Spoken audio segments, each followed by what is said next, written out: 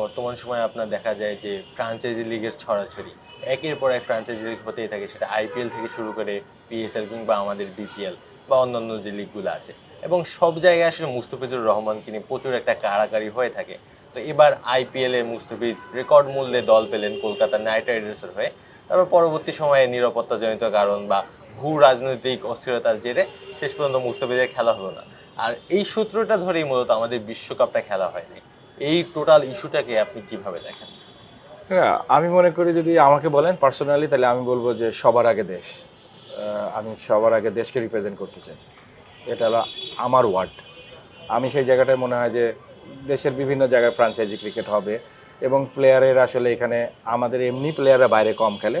যদি কারোর সুযোগ আসে তাহলে অবশ্যই বোর্ড তার শিডিউল অনুসারে দেখে তাকে আপনার সেভাবে সুযোগের সুযোগটাকে কাজে লাগানোর সুযোগ করে দেওয়া হবে। আমাদের ওয়ার্ল্ড ক্রিকেটে এখন আমরা খুব কম প্লেয়ারই আছে যারা ফ্র্যাঞ্চাইজি ক্রিকেটে আমার তাকে নিয়ে খুব কাড়াকাড়ি হয়। আমাদের মুস্তাফিজ ওয়ান অফ দেম, যাকে এই মুহূর্তে আমরা দেখছি যে ওয়ার্ল্ড ক্রিকেটের বিভিন্ন ফ্র্যাঞ্চাইজিতে তিনি খেলছেন, যেটা একটা দেশের ঘরোয়া ফ্র্যাঞ্চাইজিতে আপনি হয়তো সিলেক্ট নাও হতে পারেন বা আপনাকে সিলেক্ট করার পরে তাকে নাও নিতে পারে। বাট যে প্রক্রিয়াতে আমার মনে হয় যে ওয়ার্ল্ড কাপটা মিস হয়েছে, সেটা হয়তো মনে করেন যে প্লেয়ারদের জন্য একটা দারুণ ক্ষতি। আমার কাছে মনে হয় যে অনেক প্লেয়ার স্বপ্ন নিয়েই থাকে যে তিনি একটা ওয়ার্ল্ড কাপ খেলবেন, অনেক দিনের একটা লালিত স্বপ্ন থাকে। তো সেই জায়গাটায় এটা এটা এটা এটা আমি বলবো যে এটা ম্যানেজমেন্ট কল ছিল, যে তারা জিনিসটাকে যেভাবে দেখেছেন তাদের কাছে যেটা ভালো মনে হয়েছেন তারা সেভাবে করেছে। বাট প্লেয়ার দৃষ্টিকোণ থেকে যদি দেখেন তাহলে আমি বলবো যে তারা একটা জীবন থেকে একটা ওয়ার্ল্ড কাপ মিস করে গেল। হয়তো এই সুযোগটা ওই প্লেয়ারের জীবনে সেকেন্ড টাইম নাও আসতে পারে। তো সেই জায়গাটা আমার মনে হয় যে অবশ্যই বাংলাদেশ টিম ম্যানেজমেন্ট যারা দেখবে যে তাদের যে কোর যে প্লেয়ার আছে, কাদের কাদের ডিমান্ড আছে ওয়ার্ল্ড মার্কেটে, যেটা আপনি বললাম ফ্র্যাঞ্চাইজি ক্রিকেটে, যদি তাদের কার কার থাকে এবং কে কে অ্যাভেলেবেল আছে, কোন কোন সময় কার কার সিরিজ কীভাবে আছে, একটা ভালো নেগোসিয়েশন করে আপনার সেখান থেকে আমার মনে হয় বেস্ট আউটকামটা বের করা যায়। আমার মনে হয় যে এটা আসলে এখন বর্তমান সময়ে আসলে ওয়ার্ল্ড ক্রিকেট একটা বড় একটা ডিমান্ডিং জায়গা, যেখানে প্লেয়াররা আর্থিকভাবে লাভবান হওয়ার সুযোগ রয়েছে। তো আমার মনে হয় যে আমার দেশের যদি মোর প্লেয়ার এক্সপোজ হতে পারে, মোর ইন্টারন্যাশনাল আপনার ফ্লেভারটা পাবে, বিভিন্ন জায়গায় খেলার ডিফারেন্ট হবে, আপনার সব প্লেয়ার সম্পর্কে একটা মানে আমি বলবো পরিষ্কার আইডিয়া হবে এবং এগুলো পরবর্তীতে আমাদের টিমে দারুণভাবে হেল্প করবে। এবং আমার মনে হয় যে ফ্র্যাঞ্চাইজি ক্রিকেটে খেলা উচিত, তবে অবশ্যই দেশের স্বার্থ বাদ দিয়ে নয়, সবার আগে দেশ। তাছাড়া এবারের বিপিএলে আপনি রাজশাহীর পেস বোলিং কোচের দায়িত্ব পালন করেছেন। আমাদের বিপিএল নিয়ে আসলে অনেক একটা অনিশ্চয়তা থাকে, বিপিএল আদৌ হবে নাকি হবে না। ঠিকমতো ডেট ফিক্স থাকে না, তারপর অনেক অনিশ্চয়তা, ফ্র্যাঞ্চাইজি ঠিকমতো থাকে না, নতুন নতুন ফ্র্যাঞ্চাইজি ২ দিন পর আসে।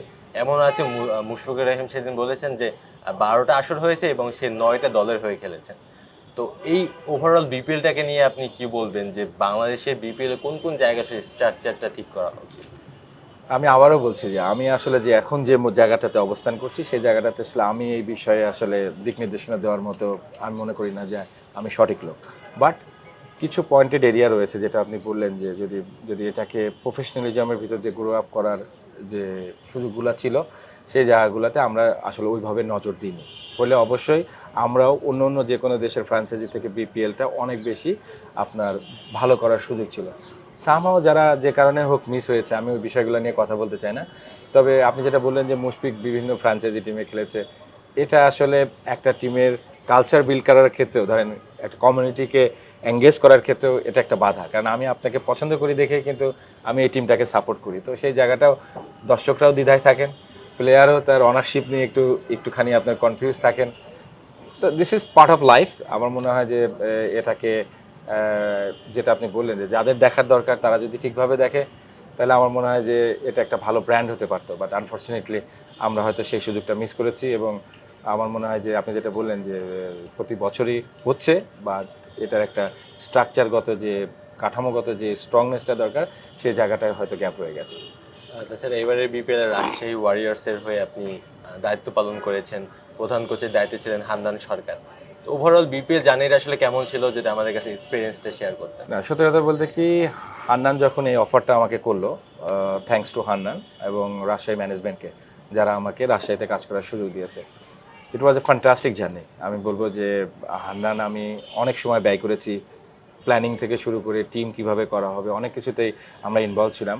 হান্নান প্রত্যেকটা বিষয় দারুণভাবে আপনার নিজের কন্ট্রোলে রেখেছিল এবং ম্যানেজমেন্ট সাইড থেকে আসলে খুব বেশি চাপও ছিল না। পুরো প্রক্রিয়াটা আসলে কোচিং ম্যানেজমেন্ট থেকে আপনার জিনিসটার উপর অনেক বেশি ফোকাস করা ছিল। হান্নান লিডিং অন ফ্রন্ট, আমি যে দায়িত্বে ছিলাম, আমার যে রোলটা ছিল সেই জায়গাটাতে আমি শতভাগ কাজ করার চেষ্টা করেছি। ধরেন কোন প্লেয়ারটাকে কখন ইউজ করলে বেটার আউটকাম আসা যেতে পারে। আমি বলতে পারেন যে আমাদের রাজিন সালে ছিলেন, বাশার ছিল, আমি ছিলাম, হান্নান সরকার ছিল এবং লজিস্টিক বলবো যে ঝুরু ভাই ছিলেন। পুরা আমাদের ট্রেনার ইফতি ছিলেন, আপনার ফিজিও সানি ছিলেন। তো পুরা কোর্টটা আসলে খুব দারুণ প্রফেশনালিজমের ভিতরে ছিলাম। আমরা এই টুর্নামেন্টটাকে চেয়েছিলাম নিজেদেরকে প্রমাণ করার যে আমরা ভালো কিছু করতে পারি। তো হান্নান আমি বলবো যে দারুণভাবে কোঅর্ডিনেট করেছে এবং সে লিডিং অন ফ্রন্ট এবং অ্যাজ এ হেড কোচ হিসাবে সে তার ভূমিকাটা দারুণভাবে পালন করেছে। আমরা আমাদের ভূমিকাতে সৎ ছিলাম এবং সবচেয়ে যে জায়গাটায় আমার মনে হয় যে আমরা খুব লাকি ছিলাম সেটা হলো আমাদের প্লেয়াররা দারুণভাবে ফিডব্যাক দিয়েছে। আপনার প্লেয়াররা ফিডব্যাক দেওয়ার কারণে আমাদের প্ল্যানিংগুলো দারুণভাবে কাজ করেছে মাঠে এবং মাঠের বাইরে দোনো জায়গাটাতে আমি বলবো একটা চমৎকার পরিবেশ ছিল, যেখান থেকে রাজশাহী তার বেস্ট আউটকামটা বের করতে পেরেছে এবং আমার মনে হয় একটা ভালো সময় আমরা কাটিয়েছি রাজশাহী ওয়ারিয়ার্সের হয়ে। এবং আমার মনে হয় যে thanks to Rajshahi team management যারা বিহাইন্ড দ্য সিন কাজ করেছেন এবং দেখবেন যে সব পেমেন্ট ক্লিয়ার, প্লেয়ার হ্যাপি। তো আমার মনে হয় যে আমার জন্য এটা একটা চমৎকার জার্নি ছিল এই বছরটা। আজ রাজশাহীর অধিনায়ক ছিলেন নাজমুল হোসেন শান্ত, শান্তকে নিয়ে কি বলবেন? আমার মনে হয় অসাধারণ ক্যাপ্টেন, এক কথায় বলবো। তার থেকেও আমার কাছে যেটা মনে হয়েছে খুব ভালো একটা মানুষ এবং যে দলের সবসময় চিন্তা করে এবং দলের সবাইকে নিয়ে চিন্তা করে যে কাকে কাকে কখন কোথায় কিভাবে ইউজ করলে বেস্ট হয়। আমরা অনেক সময় কাটিয়েছি, আপনার এমনও রাত গেছে যে আমরা হয়তো ডিসকাশন রাত 3টা পর্যন্ত হয়েছে টিম নিয়ে, টিমের প্লেয়ার নিয়ে, বাইরের প্লেয়ার নিয়ে, প্ল্যানিংয়ের জায়গায় কাকে কীভাবে কী।